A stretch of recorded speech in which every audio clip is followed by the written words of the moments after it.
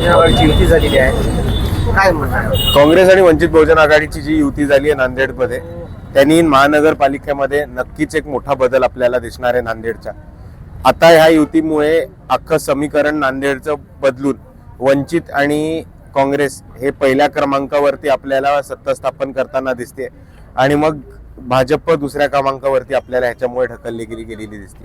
हे एक खूप चांगलं समीकरण आपल्याला जुळून आल्यामुळे दिसतंय आणि भाजप विरोधी आणि संविधान वाचवण्यासाठी दोन पक्ष हे एकत्र आलेले आहेत आणि ही खूप एक महत्वाची गोष्ट नांदेडच्या राजकारणाच्या इतिहासामध्ये ही घडलेली आहे. बरोबर, आपण लातूरला होता, रवींद्र चव्हाणांना वक्तव्य केलेलं आहे विलासराव देशमुख यांच्या विरोधामध्ये, काय कसं बघता आपण याच्याकडे? नाही, चुकीचं वक्तव्य होतं. आपण राजकारणामध्ये नेहमीच एक नियम पाळत राहतो की जे आता आपल्यामध्ये नाही राहिले त्यांच्यावरती खालच्या पातळीची टीका कधीच कोणी करत नाही आणि ह्या पातळीचा कोणी सोडू नये आणि हा नियम सगळ्यांनी पाळावा अशी मी विनंती करतो. जनतेला काय आवाहन करणार सर? आता मतदान आहे काही दिवसावर, काय मी जनतेला एवढंच आवाहन करेन की आपण गेल्या 10 वर्षापासून बघितले काय लूटमार चालू आहे. पहिले भाजपच्या नगरसेवकांच्या मार्फत, त्याच्यानंतर प्रशासकाच्या मार्फत.